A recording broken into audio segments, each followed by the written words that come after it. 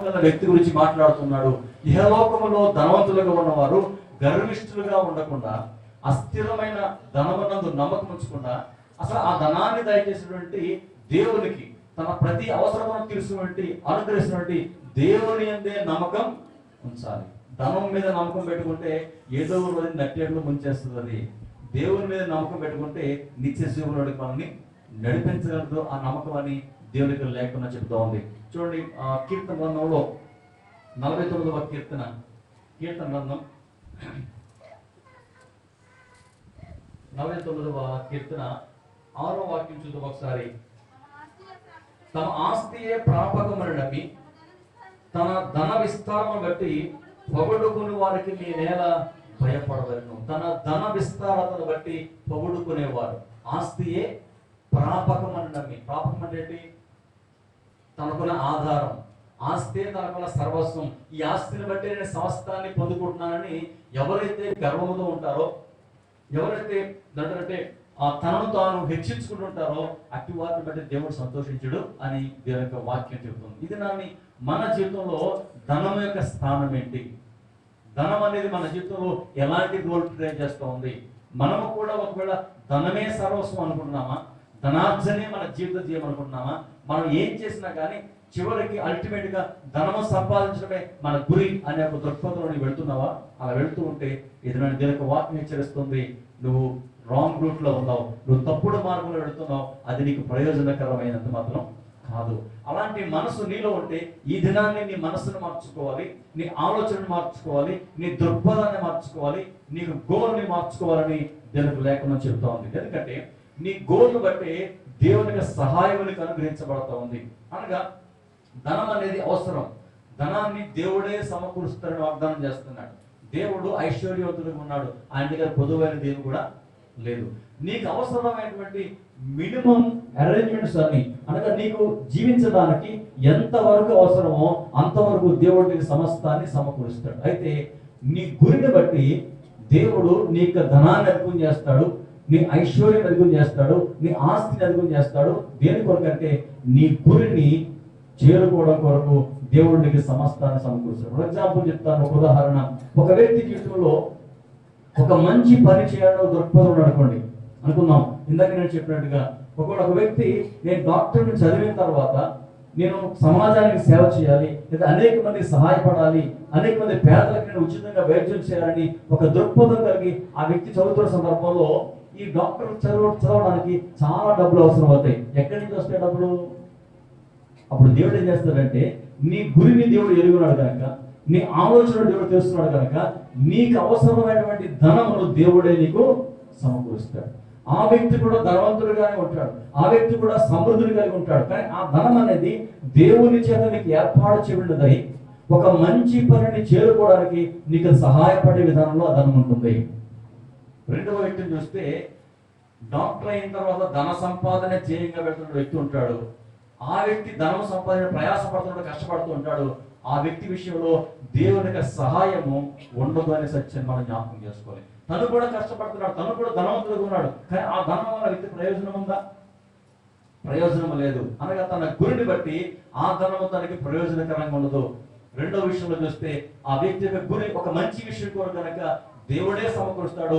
ఆ ధనాన్ని బట్టి ఆ వ్యక్తికి ఉంటుంది ప్రయోజనం ఉంటుంది.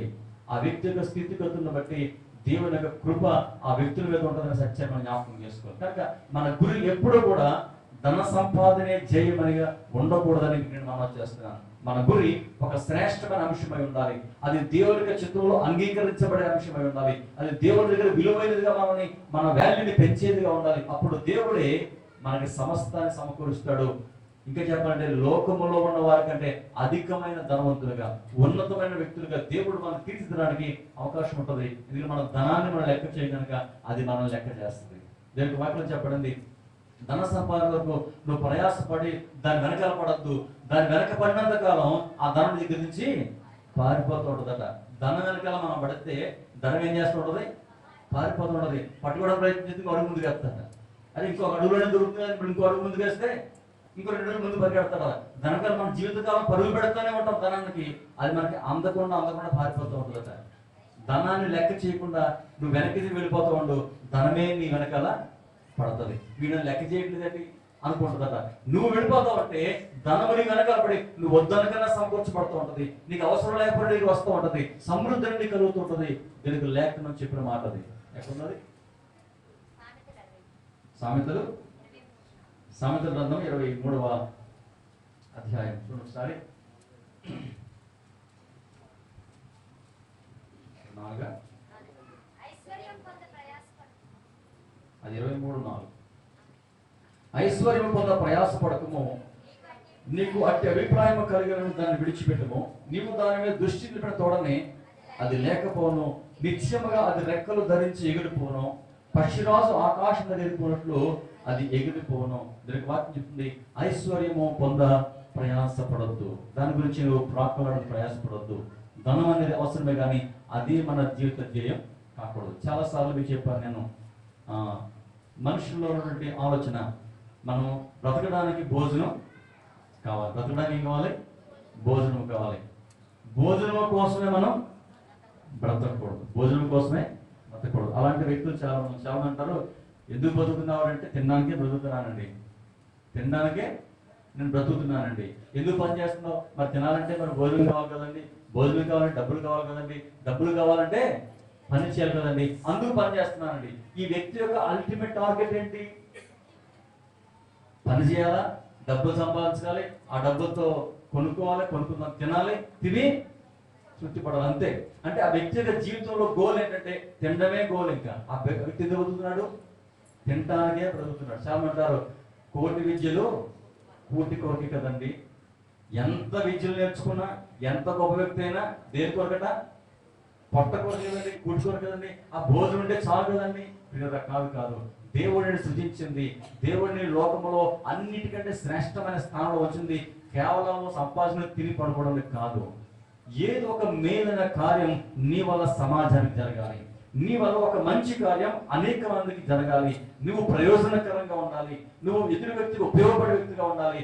ఆ విధానంలో నువ్వు జీవిస్తున్నప్పుడు నీ జీవితం దేవుని ఎదుట శ్రేష్టమైనదిగా ఉంటది. ఈ లోకంలో నువ్వు ఏమి సంపాదించుకోపోయినా పర్లేదు, దేవునికి ఇష్టమైన వ్యక్తిగా, అనేక మందికి ఉపయోగపడే వ్యక్తిగా నువ్వు జీవిస్తూ ఉంటే నీకు ధనం అనేది పరలోక రాజ్యంలో దేవుడు నిల్వ చేస్తాడు. నీ జీవితం ఎవరు ఇస్తారు? అప్పుడు దేవుడు ఇస్తాడు. దేవుడి దగ్గర ఉన్న బ్యాంక్ అకౌంట్ డబ్బులు పెరుగుతూ ఉంటాయి. ఈ భూలోకంలో పెరగకపోవచ్చు, భూమి మీద డబ్బులు రాకపోవచ్చు, కానీ నీ క్రియలను బట్టి, నీ జీవిత విధానాన్ని బట్టి దేవుడు నీ అకౌంట్ లో డబ్బులు వేస్తూ ఉంటాడు. అంటే బ్లెస్సింగ్స్ వేస్తూ ఉంటాడు. ఆశీర్వాదాన్ని సంపాదించడం ప్రయాసపడాలి. తిమోతిలో చెప్పిన మాట అదే. అస్థిరమైన ధనమందు నమ్మకం పెట్టుకోవద్దు. వాటన్నిటిని నీకు కలుగ చేసినటువంటి దేవుని అందే నువ్వు నమ్మకం పెట్టుకోవాలి. దేవుని మీద నమ్మకం పెట్టుకుంటే నువ్వు మనశ్శాంతిగా ఉండగలుగుతావు, సంతోషంగా ఉండగలుగుతావు. ఒక చిన్న స్టోరీ మీకు చెప్తాను. ఒక వ్యక్తి చిన్నప్పటి నుంచి వాళ్ళ ఇంట్లో పరిస్థితులు బాగోలేదు, చాలా కష్టపడి ఆ తల్లిదండ్రులు పెంచుతున్నారు. ఆ వ్యక్తి చూస్తూ ఉన్నప్పుడు ఎదుటి వారు ఒక గొప్ప స్థితిలో కనబడుతున్నాడు. ఆ వ్యక్తి చిన్నప్పటి నుంచి, నేను మా ఇంట్లో కష్టాలు పడుతున్నాను,